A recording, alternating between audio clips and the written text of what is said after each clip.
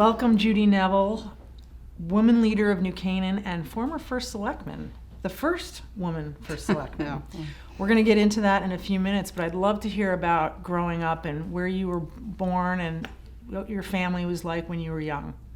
I was born in a small town right outside of St. Louis in Alton, Illinois. I had a very traditional family. Mother was a full-time homemaker. Father was an entrepreneur. 3 siblings, very strict, parochial upbringing. A community that had generations of people who knew each other. I mean, just forever, over 100 years. Yeah, it was small. It was confident. It was just a salt of the earth people. And where did you go to college? I went to college in Michigan, Albion College. It was a great experience. It was, at the time, it was an awful lot of kids from the automotive industry. That was pretty much what the makeup was, yeah. I was an English Lit major. I joined the Kappa Alpha Theta sorority, and that was just a great group of women, yeah. After you graduated from college, you went straight to New York City with no idea of what you wanted to do. Yeah. Talk to me a little bit about where you landed. Well, my dad wasn't real thrilled about that, but I did. I took off, and I found a sublet apartment, started looking for a job, had no idea it was going to be so difficult. I didn't know what I wanted to do. I just knew I did not want to be a secretary. I probably had over 40 secretarial offers. I mean, it's hard to even imagine that today for young women. But finally, I answered an ad in the Wall Street Journal, and it was for a recruiter in human resources. And I thought, maybe. So I interviewed, and a gal that worked for me, I worked for a few years, hired me along with a couple others, and they were great fun. Really smart, well-educated, cultured women. I learned a lot from them. You had a long career on Wall Street. Yeah. You came out to New Canaan newly married. Yes. And when was that? I was 28. And how did you choose New Canaan? Oh, well, we did the same run that most people did. We were looking in Greenwich and Darien and New Canaan. And New Canaan just had the warmth. It was a little bit more of the Midwestern, the rolling plains and the openness and the, pristine, yards and fences and homes, and just really seemed to be good people. You commuted from New Canaan for forever. many years. What was it like on the train as probably one of the few women going downtown? Yeah, well, there were a couple of us, but there were not many. And graciously enough, the men saved me my same seat every day. It became it's just your normal day. The routine. Yeah. And it's a long commute. Were you taking the subway all the way down to Wall Street? Well, both. I was part of a car in New Canaan. There were 5 of us. We had an executive vice president who lived in New Canaan. So when he was in the country, we all loaded up in his car and met in Grand Central. Otherwise, yes, you were on the subway. That is amazing. Yeah. How long were you working for Chase Manhattan Bank? Through the 70s and 80s, and then I went on to do my own consulting. What kind of changes did you see from the very beginning until you left the company?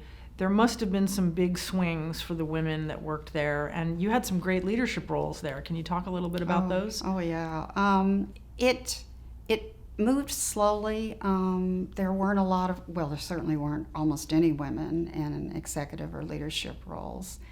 When I was 26, I was asked to create the office of the chairman, David Rockefeller, and that was overwhelming to me. I was really fearful of that job. Wow, at such a young age, had a big opportunity. Yeah, and the gentleman who asked me to do that left 6 months later and went on to be the COO of Fidelity. He was wonderful.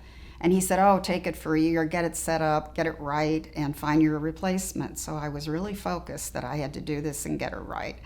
I remember saying, I don't know any of the people coming out of this building to see David Rockefeller. I'm from Illinois. I have no grasp of the world leaders. And I remember he said, you'll learn. You do. You learn quickly. Was he a mentor of yours? No, but it was not. No. You don't really get mentored by David Rockefeller. You just do what you're asked. It's more that kind of thing. But he was very gracious. It was his culture. It was his bank, and it was it was an interesting job. The visibility, which is what I didn't anticipate, was huge. Because anytime you call on behalf of the chairman, you certainly, people pick the phone up. So everyone knew me within a year, worldwide. I mean, that was a good. After that was set up, what was the next challenge that you had? Oh, a few. I ran all of employment. I ran the credit and lending hiring program, which was the elite program in Wall Street, J.P. Morgan, Chase, Citibank. But it was the late 70s, and I had 5 business sector responsibilities.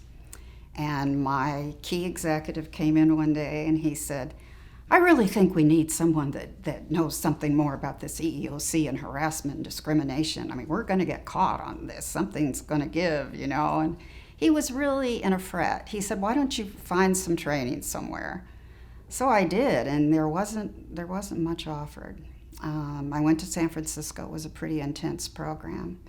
And the case law was fascinating. And even though I worked with discrimination, obviously, every day, it was just a new world. And this was my passion. I found my passion. So it was 5 summers. I did a number of EEOC updates, age discrimination, sexual harassment, which really became a huge topic.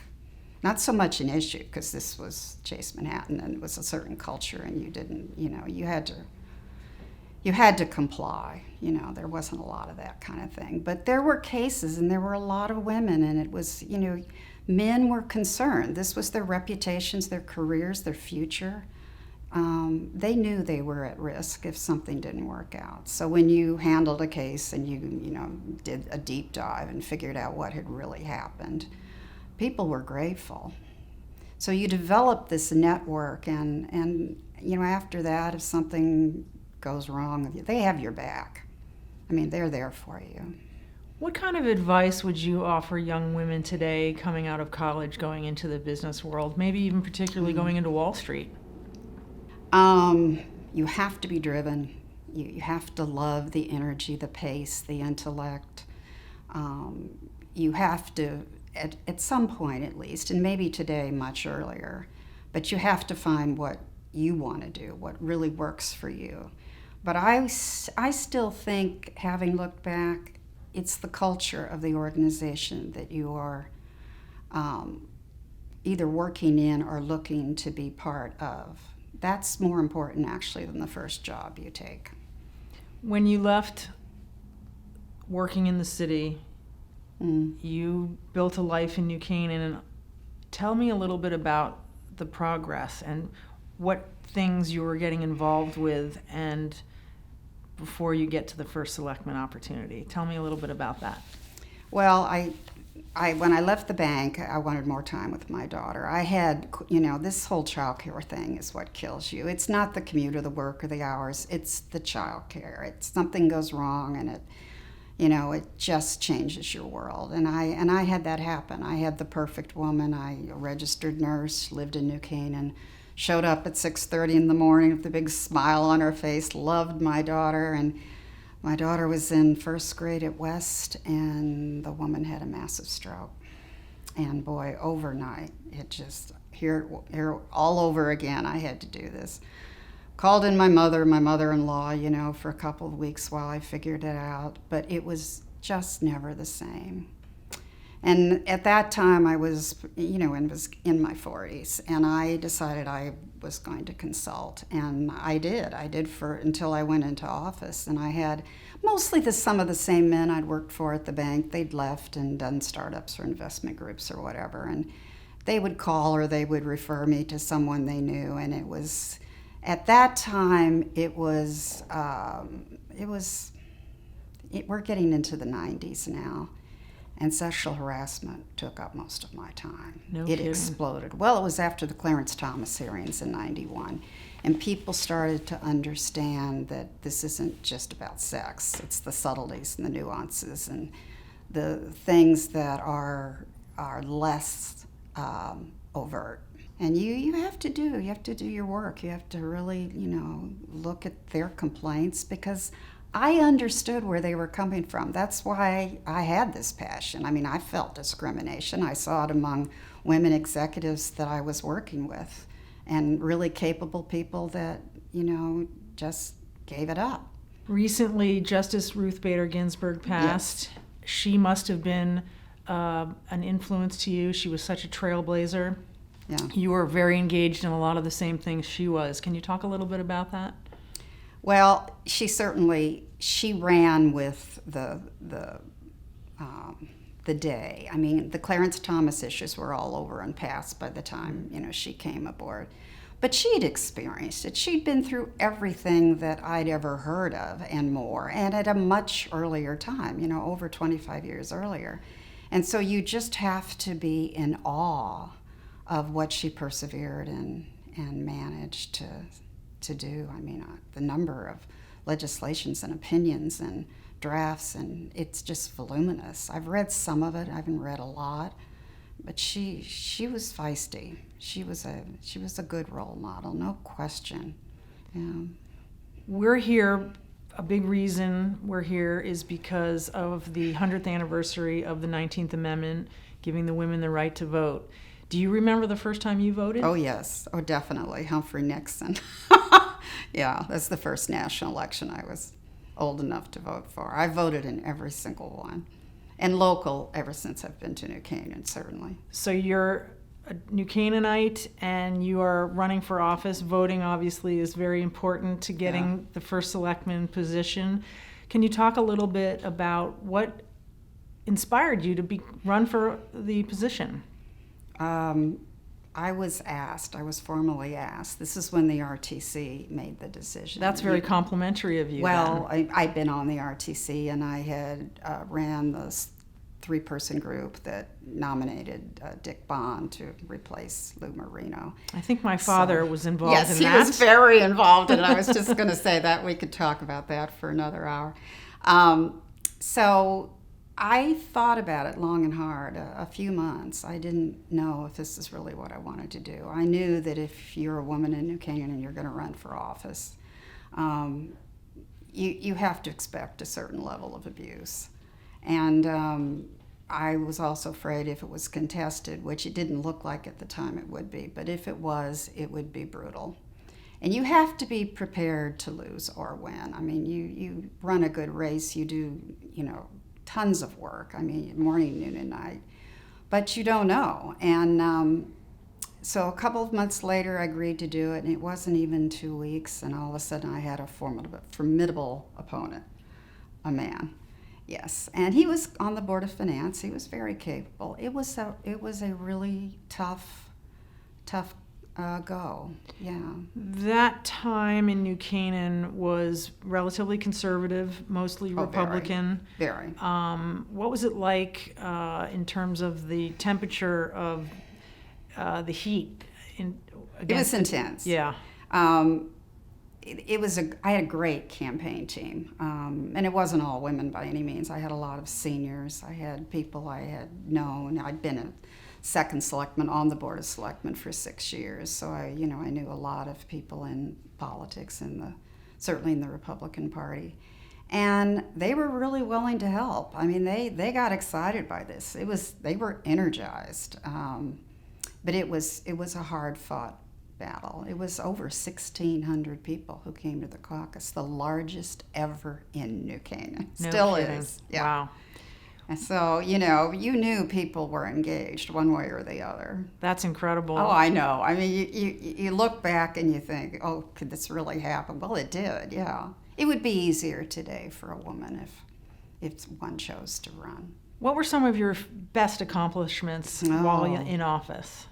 Well, I knew going in that, you're only going to be here for a limited period of time, so you don't waste time. Pick your battles, Yeah, right? you pick your battles and you move. I called John Irwin, fifth week in office, and we got together for lunch, and we had, monthly meetings and lots of phone calls, and we pretty much had the Irwin purchase done in a year.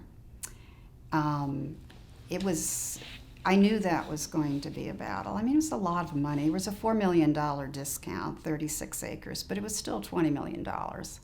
And that's a lot at the time, for a park. But the option, which was the critical factor, and we'd had all of this. We had outside experts and consultants look at all this, and the alternative was 19 to 21 homes that would have all looked just alike. Wow. On 1 acre lot zoning. It would have forever changed, the culture in New Canaan, the look of New Canaan, definitely, the charm.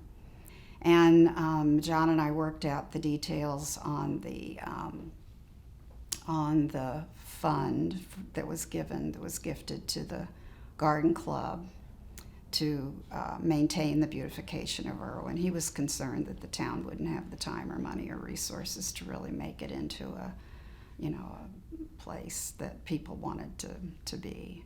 And it shouldn't just be another ballpark. That was his concern. So we had an agreement there that has been well taken care of, yeah. Any other initiatives that you did that you loved working on? The one I started up, which was just a huge amount of work, it still is, was I created the opportunity for the ELC. And Jim Cole was really helping tremendously on that. That was a huge undertaking. We'd been out 2 storms, 3-4 nights, practically all night, with the utilities, and who, God knows where they came from, but they didn't even know one street from another. And if you don't show them where they're going the next time, nobody's going to get power for 10 days or 8 days. And we were able to get people back on in 3 or 4 days. But that's what it takes. I mean, it takes just doggedness, because they don't want to listen. They tell you one thing, they do another. I mean, we've all been through this so many more times than I had back then. So that was huge. And the police and the fire and the EMS, and you really get, brought into their world. And they're just all remarkable, very capable. And they're all volunteers and paid police and fire, and that was a really good. I created the Office of Human Resources. I thought that was way overdue. What a perfect role for yeah. you. Your experience. Because, I thought this is crazy. People have no one to talk to. There's no, really looking at salaries and mobility and assessment. And I had run assessment management worldwide at the bank. So, that was an easy thing for me. Yeah. Oh, lucky for that. Yeah. Well, that was part of it. But there were a lot of things. The Domestic Abuse Alliance, that Dee Dee is doing, still is doing. I brought her in, and we started that. We had the high school building renovation going on, which was fraught with all sorts of problems continuously. It was just a very, very busy time. Did you have any mentors while you were in office? The 2 that helped me the most, because I stood up one night after the FlexiPave trails had been rejected by the town council and offered to raise the money, and then went home and thought I must be losing my mind. But the next morning, Dick White and Bill Sessions were waiting for me in my office, and boy, they had lists already prepared, and we just went through it, and we didn't stop for 2 weeks. We had almost $400,000 raised by the end of 2 weeks. Wow, that's incredible. I mean, there were a lot of people that were behind this, and they'd all spoken many times before the town council. And it was, preservationists and conservationists and environmentalists, people I didn't even know. It was a huge reach of contacts in New Canaan that I established just over that issue. Some knew more than I did because it had never been used, north of North Carolina. So we really got, just a basic minimum cost because he just wanted it in a northern climate. It's all over Boston. All the schools in Boston are using it. It's all over Yellowstone. Yellowstone has put in, several miles, 10 miles, I believe. It was gifted Goodyear tires. That's in the last few years. So it's taken on all these really cold places. And the people love it. It's springy and the kids fall and they're all on, especially during COVID. There are tons of tricycles and bicycles there and dogs and people walking. So yeah, we got that done. And yeah, we did just recently, last year, we did the garden club. Decided to try and raise the last $70,000 to do the final loop to put it all together, and we did that. I chaired that. It was a great finish. What else are you involved in town now? Well, I'm active in the garden club, the Irwin Park, and treasurer of Irwin Park. I've had many leadership roles in the garden club. It's just a fun group to participate in. There's something going on constantly, just depends on your interest level. I'm still on the Board of Finance. I'm secretary of the Board of Finance. Yeah. So. What are you hopeful for the town of New Canaan going forward? I think it's just a great place to grow old, to stay in place. I have found this last decade of not being on 24/7 to actually be one of the better decades of my life. I never thought I'd say that, but I like some quiet time and being alone. And I'm very involved in health and wellness, and I do a lot of work in that, and I study it with really eminent people. What are some of your favorite traditions in New Canaan? Well, when my daughter was young, certainly Halloween. That was the best. 4th of July. Since then, it's sort of a combination. I loved Festival of Trees. I co-chaired Festival of Trees when my daughter was 11, which is now the Beautification League. It was the garden center at the time, and that was the biggest turnout of the most people in New Canaan that you ever saw at any event. And yeah, they my just mom all got loved involved it. in that. Sure. Oh, she sure did. Yeah. Yes, I remember her well. Yeah, very artistic. Yeah, and it just kept expanding. And that year we made $140,000 after expenses. Wow. For beautification. It was a great undertaking. It was a full part-time job for a year and a half. Yeah, it was really good.